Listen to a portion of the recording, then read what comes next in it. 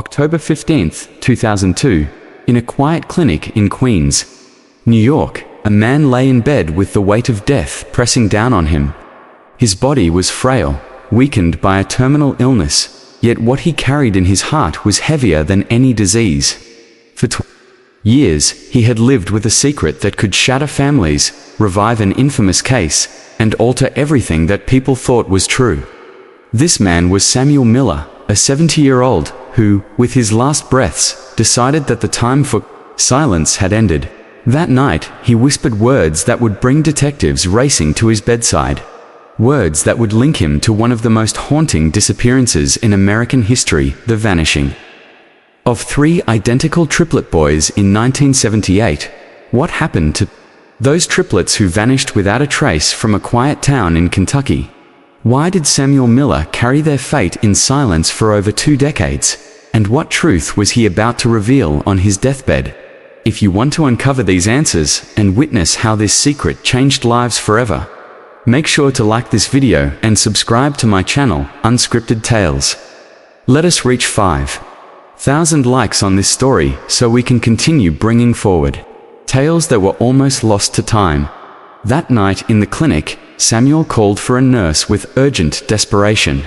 His voice trembled, not only from weakness but from the crushing weight of what he had to say. At first, the nurse dismissed it as the ramblings of a dying man, but his eyes burned with a seriousness that could not be ignored. She fetched the physician on duty, and soon a call was placed to the police. By the following morning, 2 detectives from the New York Police Department arrived and stood at the foot of Samuel's bed. He struggled for breath, but his words were clear enough to send a chill down their spines. 24 years ago, he said, he had taken in 3 children. They were not just any children. They were the Cedar Creek triplets, whose disappearance in 1978 had gripped the nation and confounded investigators. The detectives froze, the air in the room thick with disbelief. Samuel's revelation was about to tear open a mystery that had been buried for nearly a quarter of a century. In the summer of 1978. Far from the noise of growing cities, there was a small farming town in rural Kentucky, known as Milford. Life there was simple, slow, and filled with the rhythm of fields, church bells, and family gatherings. Among its hard-working families were Thomas and Linda Sutter, a young couple whose pride and joy were their 3 identical triplet sons. Born in 1975, Kevin, Luke, and Michael were miracles in the eyes of the townspeople. They looked so alike that even their own parents sometimes mixed them up. Yet each boy carried his own spark. Kevin was always climbing fences and darting through fields with endless energy. Luke found peace in books and the quiet corners of the house. Michael had a gentle artistic touch, often found sketching shapes in the dirt or doodling on scraps of paper. To Milford, they were more than children. They were the charm of the town, a sight that made neighbors pause and smile whenever they passed. On July 23rd of that year, the weekly farmers market bustled with activity. Thomas and Linda prepared to sell fresh produce and homemade goods, but keeping 3 restless toddlers entertained in such a place was no easy task. They turned to Margaret, the boys' 73-year-old grandmother, who adored the children more than anything. She agreed with a smile to watch them for just a short while. As Thomas reassured her, it would only be an hour. When the couple left, Margaret sat in the yard with the triplets, watching them play, unaware of the shadow about to fall on their lives. When Thomas and Linda returned home, their hearts froze. The yard was silent. Their children were gone. Margaret lay unconscious on the ground, her body weak and bruised. When she finally stirred, her words pierced the silence like a knife. Men came, they took the children. I tried to stop them. Fear and chaos swept through Milford. Neighbors poured into fields, barns, and riverbanks with lanterns and flashlights, calling the boys' names until their voices cracked. The sheriff's department alerted the Kentucky State Police, and soon the Federal Bureau of Investigation joined the desperate search. National news outlets seized the story. Identical triplets had vanished without a trace. Posters bearing their smiling faces spread across America. Parents clutched their children tighter as reporters broadcast the mystery into every home. Days passed, then weeks. Every foster home, daycare, and orphanage was examined. Every rumor chased, but there were no leads, no trail, nothing but a silence that tore through the Sutter family. To the world, it was one of the darkest mysteries of the decade. To Thomas and Linda, it was the beginning of a nightmare that would never let them go. The real suffering was only beginning, for the pain of losing children would soon begin to tear the family apart. The days after the disappearance turned into months, and months into years. For Thomas and Linda Sutter, life became a long journey of unanswered questions. They carried photographs of their triplets everywhere, holding them up on television, pleading with America for help. Linda's trembling voice reached across living rooms as she begged anyone who might know something to come forward. Crowds wept watching her, but no answers ever came. The FBI task force eventually dissolved. The reward posters faded, and the media shifted to other stories. The case that had once shocked the entire nation became another cold file in a locked cabinet. But for Thomas and Linda, the nightmare never ended. Each morning began with hope, and each night ended with despair. The strain soon consumed them both. Linda, once filled with laughter, sank into a heavy depression. She often swore she could still hear the voices of her children at night. "Mummy, I am hungry. Mummy, play with us." The echoes tormented her, blurring the line between memory and grief. Thomas tried to stay strong, but when he saw his wife slipping further away, he reached for the only escape he could find: alcohol. The man who once worked with pride in the fields now spent his evenings staring into an empty glass, drowning in sorrow. Their home in Milford became unbearable. Every wall, every corner whispered of their sons. The family eventually left the small town behind and moved to Louisville, trying to rebuild life among strangers. Yet, even as they packed up their belongings, they could not bring themselves to sell their old farmhouse. The front porch, the yard, the walls, all of it held memories that could not be erased. In their hearts, there was always a fragile hope that one day the boys might walk back through the door. But far from Kentucky, in a city that never slept, those three missing boys were growing up under new names, completely unaware of the life that had been stolen from them. While the Sutter family in Kentucky was drowning in grief, hundreds of miles away in New York, a very different story was unfolding. Samuel Miller was a man who had lived much of his life in quiet loneliness. His wife had passed away after a long illness, and the couple had never been able to have children. The emptiness of his home echoed around him like a constant reminder of everything he had lost. Samuel's heart longed for the sound of laughter, for the footsteps of children running down a hallway, for the warmth of a family he thought he would never have. In the summer of 1978, a longtime customer at his small print shop in Louisville made him an offer that would change his life forever. The man asked him a strange question: "Do you want to raise children?" At first, Samuel thought it was about adoption, but the truth was much darker. The customer spoke of three young boys, identical triplets, who could be his for a price. The sum was staggering: $300,000, enough at that time to buy a house in Manhattan. Samuel knew in his heart that this was not legal. He knew the danger, the immorality, the weight of it.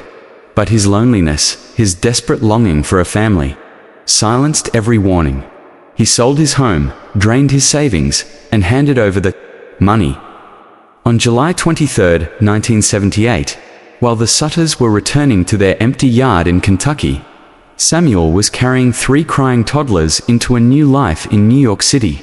The boys screamed for their mother and father, but Samuel pressed forward, convincing himself that he could give them the love and home they needed. He renamed them Kent, Luke, and Sean Miller, telling the world that they were distant relatives.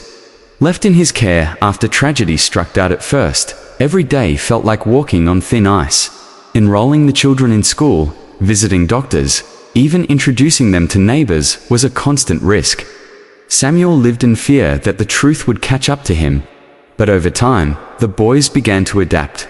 The crying stopped, the fear in their eyes slowly faded, and the small apartment in Queens was filled with the sound of laughter. Samuel loved them with everything he had. He worked tirelessly to give them good food, proper schooling, and a stable home. Against all odds, the triplets thrived. Kent grew into a sharp thinker who pursued law. Luke found his passion in teaching, guiding young minds. Sean became an artist whose creativity touched those around him. They knew they had been adopted, but they never suspected the true story.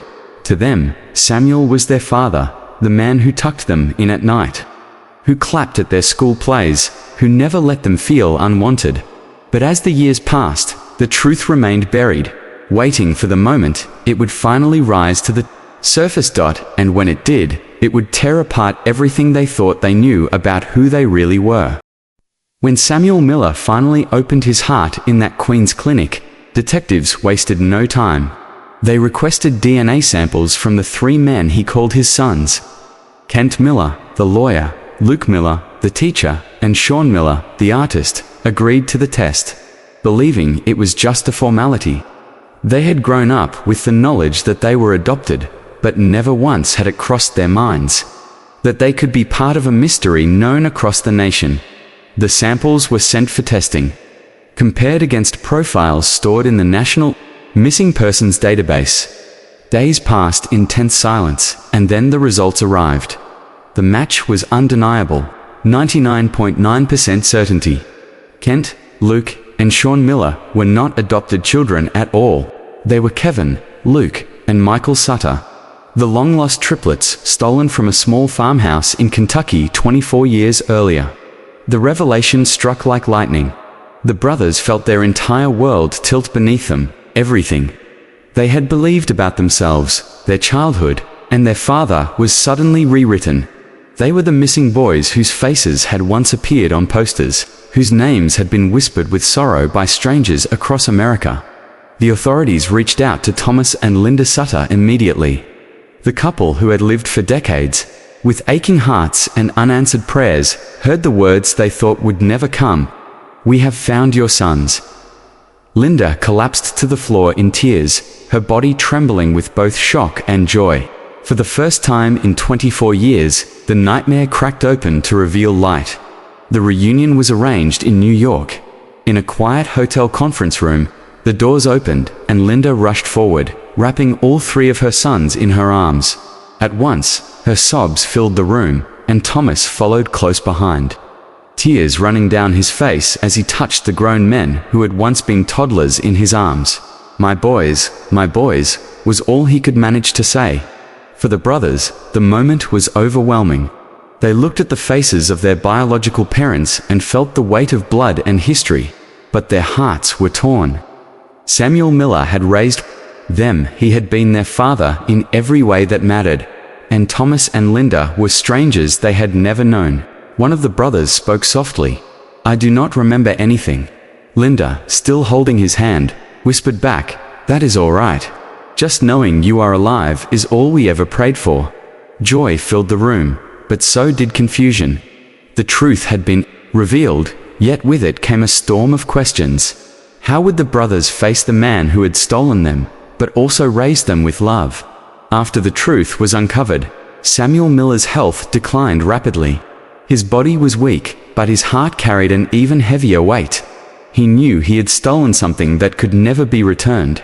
Yet he had also given 24 years of his life to the 3 boys he called his sons. In his final days, he asked for both families, the Sutters and the triplets, to gather around his bedside.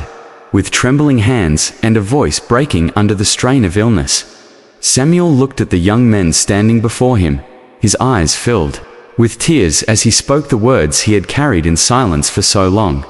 "I am so sorry. I committed a crime that can never be forgiven, but I loved you with everything I had. You were my life." The room fell into silence. The weight of those words hung between everyone. The Sutters, who had lived through decades of torment, could have filled that silence with anger. But instead, Linda reached out and gently took Samuel's frail hand in hers. Her voice was soft, yet steady. "You must have felt the same longing that I felt, the desperate ache to hold a child. I understand. Thank you for loving our boys." The triplets stood together, torn between pain and gratitude.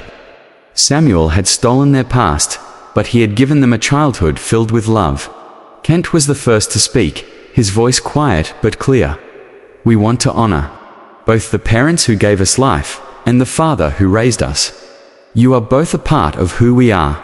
On November 5, 2002, Samuel Miller took his last breath. His final words were simple, yet they carried the weight of a lifetime. "Kent, Luke, Sean, honor your true parents and live a happy life. I love you." At his funeral, the Sutters and the brothers stood together, united in grief that was both complicated and profound. The brothers whispered a final goodbye as they laid him to rest. "Rest in peace, Dad, we forgive you." But forgiveness was only the beginning. What came after would test their hearts even further, as the two families tried to rebuild bonds lost for nearly a quarter of a century. After Samuel's passing, the triplets were left standing between two worlds. On one side was the man who had raised them with love, and on the other were the parents who had given them life but had been forced to live decades in grief. The brothers knew they could not change the past, but they could choose how to shape the future.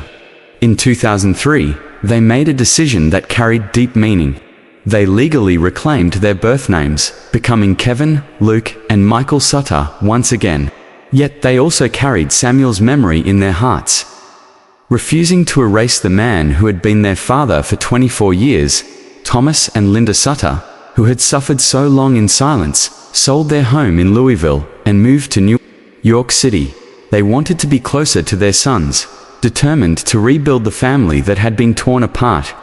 At first, it was not easy. The brothers felt a natural distance, as if they were strangers trying to bridge a gap that time had carved. But with each shared meal, each family visit, and each gentle reminder of love, the bond began to grow. Blood could not be denied, and slowly, the Sutters became whole again. In 2005, the family decided to turn their pain into purpose. Together, they launched the Sutter Family Missing Children Foundation. Its mission was simple, but powerful: to bring hope to families still living in the darkness of not knowing. The foundation worked to expand the national DNA database, educated the public on child abduction prevention, and provided trauma counseling to those suffering through the same kind of loss the Sutters had endured. They even organized volunteer programs that created sketches of missing children as they might look today, giving parents something new to hold on to. During this time, investigators reopened the old case, now fueled by Samuel's confession. What they uncovered was chilling. The abduction of the triplets had not been an isolated act. It was part of a larger criminal network that had operated since the 1970s, stealing children and selling them to desperate couples for profit. Many of the ringleaders had already died or fled overseas, but the case led to sweeping reforms in child protection laws across the country. No family would ever again be left as vulnerable as the Sutters had been. Through all the pain, something powerful had risen. A family reunited, a mission born, and hope given to countless others. But as years passed and life began to settle into something resembling peace, the story of the triplets was far from over, because the legacy of their ordeal would continue to shape their lives in unexpected ways. Years passed, and the story of the triplets that had once begun in tragedy slowly transformed into a legacy of hope. Kevin, Luke, and Michael Sutter each built their own lives. Yet they never forgot the pain of their childhood mystery or the families who still lived in that same darkness. Kevin became a director at a major hospital, using his position to provide free medical care to families of missing persons who were struggling. Luke rose as a partner in a respected law firm and dedicated part of his work to handling missing children cases without charge, reuniting families whenever possible. Michael turned his artistic gift into a voice, creating powerful pieces centered on family, loss, and reunion, donating a portion of every sale to their foundation. Together with Thomas and Linda, the brothers worked tirelessly through the Sutter Family Missing Children Foundation. Their story became more than just a case solved.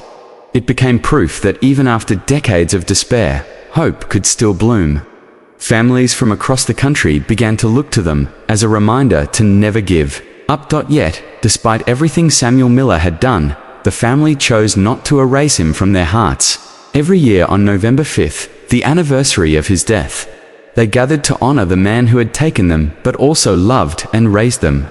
His headstone carried words that revealed the complexity of it all. Here rests a father.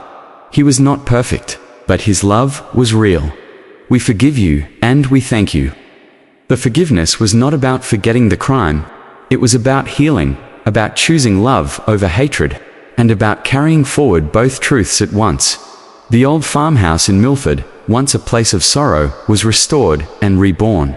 It became known as the House of Hope, a shelter for families of the missing. Each year on July 23rd, the day the triplets had disappeared, families from every corner of the country gathered there. They prayed, they shared stories, and they reminded each other that no matter how many years passed, there was always a chance for reunion. Standing in that house filled with laughter, tears, and resilience, the Sutters found peace. Their story, which began with loss, ended with a powerful truth that love can survive the deepest pain, and miracles can still happen even when all seems lost. If you are still watching this story until now, it means this story deserves your like and your subscribe. Please help me reach 5,000 likes, because this is a challenge from my mother, and I know with your support we can achieve it. And now want to know, from which city are you watching this story?